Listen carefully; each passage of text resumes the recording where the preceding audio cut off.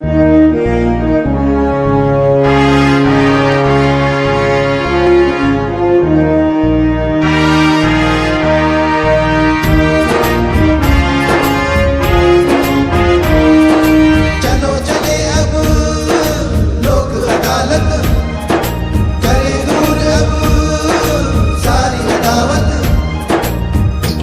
हो तारीखों का झंझट, ना हो न्याय शुल्क का फेरा, चुटकियों में हो जाए कोर्ट का सारा काम पूरा। चलो चले अब लोक अदालत, करे दूर अब सारी अदावत।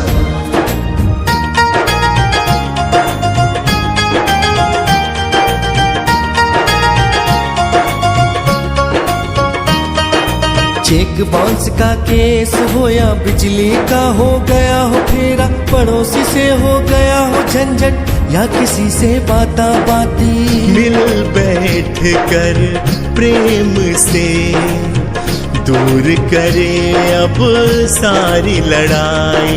चलो चले अब लोक अदालत, करे दूर अब सारी अदावत।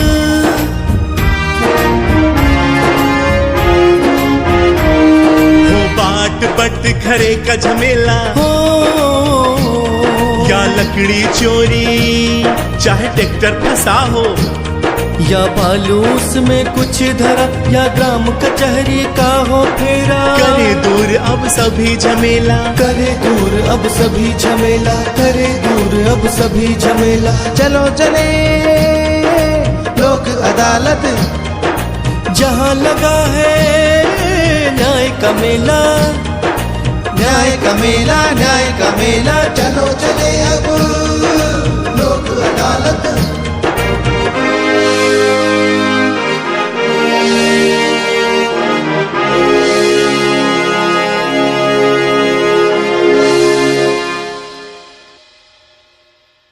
सर बताइए, आज इस वर्ष की तीसरी राष्ट्रीय लोक अदालत रही है और लगातार राष्ट्रीय लोक अदालत लोगों को राहत देती आ रही है। आज कितना तो मामलों का निस्तारण हुआ और कोई ऐसा हाईएस्ट मामला जिसका निस्तारण हुआ, सर बताइए सर।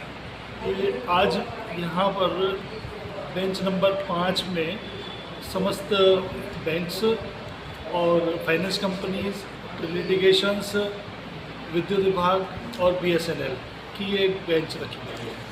इस बेंच में काफ़ी डिस्पोजल हुआ है और बड़े से की जहाँ बात करें तो इतना अमाउंट देखें कि 82,170 रुपये किसी का बकाया चल रहा था, तो इन्होंने 60,000 में डिस्पोजल किया। किस मामले का चल रहा था? बैंक का जो इनका फाइनेंस था उसकी हम बात करें तो इतना डिस्पोज किया है। अभी एक और मेरे पास पेमेंट आया जिसमें 13 लाख रुपए का इनका था, जिसमें 7.5 लाख में इन्होंने डिस्पोज किया है।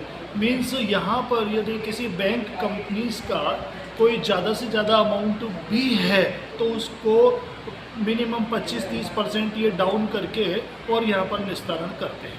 इससे लोगों को इतना बेनिफिट हो रहा है कि जो बैलेंस है इनका सिविल खराब नहीं हो रही है और वो बैलेंस कम यहाँ हो जाता है, उसके आधार पर। सर जैसा कि राष्ट्रीय लोक अदालत में लगातार कोटा बार एसोसिएशन की बहुत बड़ी अहम भूमिका रही है और उनके सहयोग से ये सारे मामले हो रहे हैं, उनकी अहम भूमिका है, तो इसलिए लोगों को क्या संदेश देना चाहते हैं ज़्यादा से ज़्यादा? देखो, कोटा बार एसोसिएशन भी इसमें बहुत महत्वपूर्ण योगदान के रूप में रहती है। समस्त एडवोकेट साथियों का भी इसमें बहुत बड़ा योगदान है। हम सभी साथियों से, एडवोकेट साथियों से, पक्षकारों से यही कहेंगे कि त्रैमासिक जो लोक अदालत आती है उसमें अपने ज़्यादा से ज़्यादा प्रकरणों को डिस्पोज कराएं और फ़ायदा उठाएं, लाभ उठाएं।